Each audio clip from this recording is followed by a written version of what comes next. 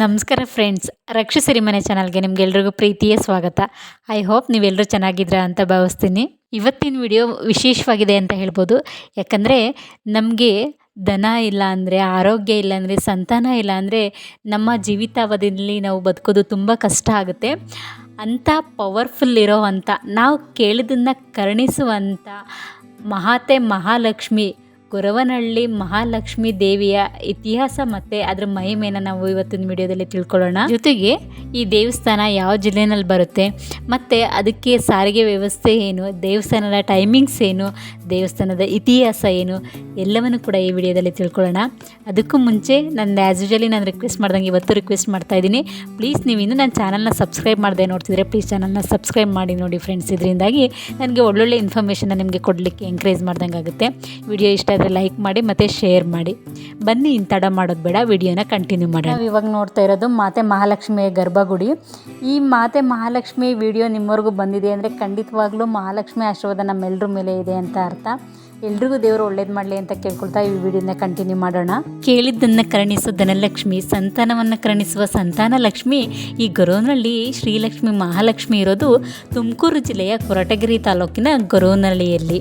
ಗೊರವನಹಳ್ಳಿ ಲಕ್ಷ್ಮೀ ದೇವಸ್ಥಾನವು ಧಾರ್ಮಿಕ ಶಕ್ತಿಯ ಕೇಂದ್ರ ಬಿಂದುವಾಗಿದೆ ಅಂತ ಹೇಳಿದರೆ ತಪ್ಪಾಗಲ್ಲ. ಈ ಗ್ರಾಮವು ತನ್ನಲ್ಲಿರುವ ಲಕ್ಷ್ಮೀ ದೇವಸ್ಥಾನದಿಂದಾಗಿ ಚಿರಪರಿಚಿತವಾಗಿದೆ. ಲಕ್ಷ್ಮಿಯಿಂದ ಕೂಡಲೇ ನೆನಪಿಗೆ ಬರೋದು ಕೊಲ್ಲಾಪುರದ ಲಕ್ಷ್ಮಿ ಅಲ್ವಾ? ಆದರೆ ಗೊರವನಹಳ್ಳಿ ಕರ್ನಾಟಕದ ಕೊಲ್ಲಾಪುರವಾಗಿ ಬೆಳೀತಾ ಇದೆ. ಲಕ್ಷ್ಮಿಗೆ ಮೀಸಲಾಗಿರುವ ಕರ್ನಾಟಕದ ಏಕೈಕ ಜನಪ್ರಿಯ ಕ್ಷೇತ್ರಗಳಲ್ಲಿ ಗೊರವನಹಳ್ಳಿ ಕೂಡ ಒಂದು ಅಂತ ಹೇಳಿದರೆ ತಪ್ಪಾಗಲಾರದು. ಗೊರವನಹಳ್ಳಿಯಲ್ಲಿ ಮಹಾಲಕ್ಷ್ಮಿ ದೇವಿ ನೆಲೆಸಿದ್ದು ಹೇಗೆ, ಇದೆಲ್ಲವನ್ನು ತಿಳ್ಕೊಳ್ಳೋಣ. ಅನಾದಿ ಕಾಲದಿಂದಲೂ ತನ್ನ ಭಕ್ತರ ಕಷ್ಟಗಳನ್ನು ನಿವಾರಿಸುತ್ತಾ ಬಂದಿರುವ ಭಾಗ್ಯಲಕ್ಷ್ಮಿ ಗೊರವನಹಳ್ಳಿಯಲ್ಲಿ ನೆಲೆಸುವ ಮೂಲಕ ಗೊರವನಹಳ್ಳಿಯನ್ನು ಪುಣ್ಯ ಭೂಮಿಯನ್ನಾಗಿ ಮಾಡಿದ್ದಾರೆ. ಗೊರವನಹಳ್ಳಿ ಮಹಾಲಕ್ಷ್ಮಿ ಅಂದರೆ ಸಾಕು ಭಕ್ತಿ ಭಾವ ಉಕ್ಕಿ ಬರುತ್ತೆ. ನಮ್ಮ ಜೀವನದಲ್ಲಿ ಒಂದು ಸರಿ ಆದರೂ ಕೂಡ ನಾವು ಈ ದೇವಸ್ಥಾನಕ್ಕೆ ವಿಸಿಟ್ ಮಾಡಲೇಬೇಕು, ಮಾತೆ ಮಹಾಲಕ್ಷ್ಮಿಯ ದರ್ಶನ ಮಾಡಬೇಕು. ಈ ದೇವಸ್ಥಾನದಲ್ಲಿ ಮಂಗಳವಾರ, ಶುಕ್ರವಾರ, ಭಾನುವಾರ ವಿಶೇಷ ಪೂಜೆ ಇರುತ್ತೆ. ದೇವಸ್ಥಾನದ ವತಿಯಿಂದ ಇಲ್ಲಿ ಪ್ರತಿದಿನ ಮಧ್ಯಾಹ್ನ ಊಟದ ವ್ಯವಸ್ಥೆ ಇರುತ್ತೆ. ಮತ್ತು ದೇವಸ್ಥಾನದಲ್ಲೇ ಒಂದು ಕಲ್ಯಾಣ ಮಂಟಪವನ್ನು ಕೂಡ ಕಟ್ಟಿದ್ದಾರೆ. ಸಾರ್ವಜನಿಕರು ಅಗತ್ಯವಾಗಿರುವಂಥ ಹಣನ ಕಟ್ಬಿಟ್ಟು ಆ ಕಲ್ಯಾಣ ಮಂಟಪನ ಉಪಯೋಗಿಸ್ಕೋಬಹುದಾಗಿದೆ. ಮಹಾಲಕ್ಷ್ಮಿ ಈ ಗೊರವನಹಳ್ಳಿಯಲ್ಲಿ ಬಂದು ನೆಲೆಸಿದ್ರ ಬಗ್ಗೆ ಒಂದು ರೋಚಕ ಕಥೆ ಇದೆ. ತುಮಕೂರಿನ ಕೊರಟಗೆರೆ ತಾಲೂಕಿನ ಗೊರವನಹಳ್ಳಿಯಲ್ಲಿ ಅಬ್ಬಯ್ಯ ಅನ್ನೋರಿಗೆ ಒಂದು ಹೆಣ್ಣಿನ ಅಶರೀರವಾಣಿ ಕೇಳಿಸ್ತಾ ಇತ್ತು.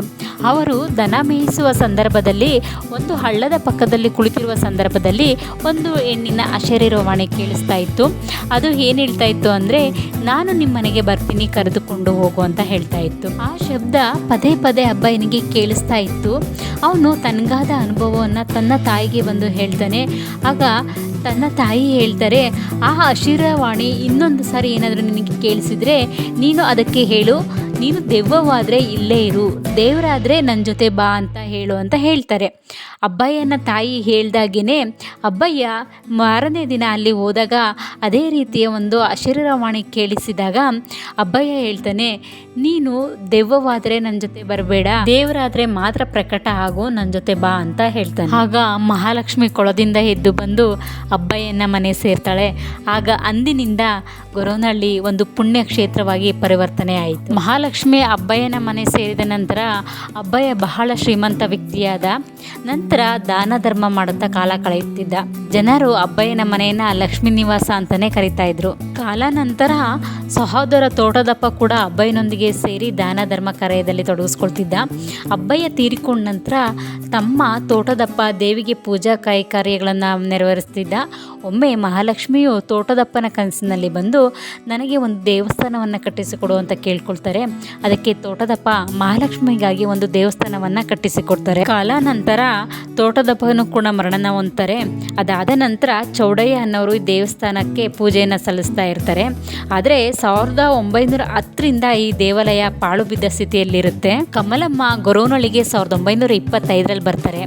ಅವರು ಅವಶೇಷದ ಸ್ಥಿತಿಯಲ್ಲಿದ್ದ ಆ ದೇವಸ್ಥಾನವನ್ನು ಶುಚಿಗೊಳಿಸಿ ದೇವಿಗೆ ಪೂಜೆ ಸಲ್ಲಿಸಲಿಕ್ಕೆ ಪ್ರಾರಂಭ ಮಾಡ್ತಾರೆ. ಕಾರಣಾಂತರಗಳಿಂದ ಆಕೆ ಕೂಡ ಆ ಸ್ಥಳವನ್ನು ತೊರೆಯಬೇಕಾಗುತ್ತೆ. ಮತ್ತು 1952ರಲ್ಲಿ ಕಮಲಮ್ಮ ಗೊರವನಹಳ್ಳಿಗೆ ಹಿಂತಿರುಗಿ ಬರ್ತಾರೆ. ಗೊರವನಹಳ್ಳಿ ಮಹಾಲಕ್ಷ್ಮಿ ದೇವಾಲಯವನ್ನು ಪುನಃ ಸ್ಥಾಪಿಸ್ತಾರೆ. ಅಂದಿನಿಂದ ಆ ತಾಯಿಯನ್ನು ಪೂಜಿಸಲಾಗುತ್ತೆ.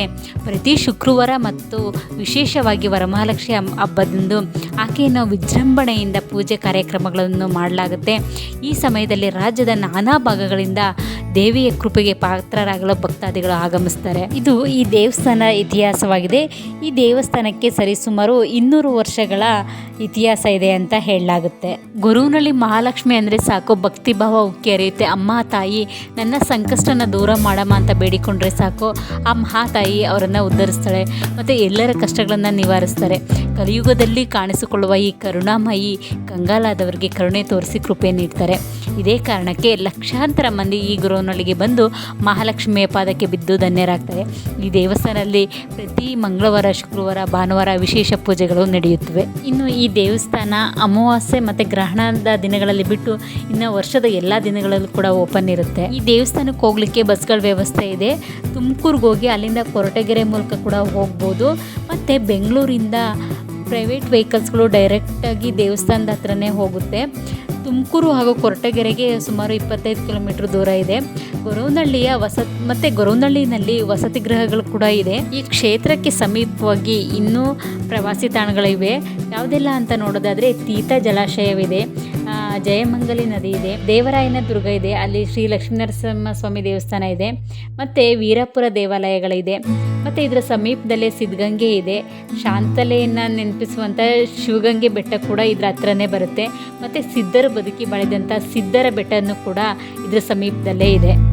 ನೋಡಿದ್ರಲ್ಲ ಫ್ರೆಂಡ್ಸ್, ಇದಾಗಿತ್ತು ಗೊರವನಹಳ್ಳಿ ದೇವಸ್ಥಾನದ ಒಂದು ಕಿರು ಪರಿಚಯ. ನಿಮ್ಗೆ ಏನು ಅನ್ನಿಸ್ತು ವಿಡಿಯೋ ಇಷ್ಟ ಆದರೆ ಲೈಕ್ ಮಾಡಿ. ನೀವು ಇನ್ನೂ ನನ್ನ ಚಾನಲ್ನ ಸಬ್ಸ್ಕ್ರೈಬ್ ಮಾಡದೆ ನೋಡ್ತಿದ್ರೆ ಪ್ಲೀಸ್ ಚಾನಲ್ನ ಸಬ್ಸ್ಕ್ರೈಬ್ ಮಾಡಿ ನೋಡಿ. ನೆಕ್ಸ್ಟ್ ವಿಡಿಯೋದಲ್ಲಿ ಇನ್ನೊಂದು ಒಳ್ಳೆ ಇನ್ಫಾರ್ಮೇಷನ್ ಜೊತೆ ನಿಮ್ಮ ಮುಂದೆ ಬರ್ತೀನಿ. ಅಲ್ಲಿವರೆಗೂ ಟೇಕ್ ಕೇರ್, ಬಾಯ್.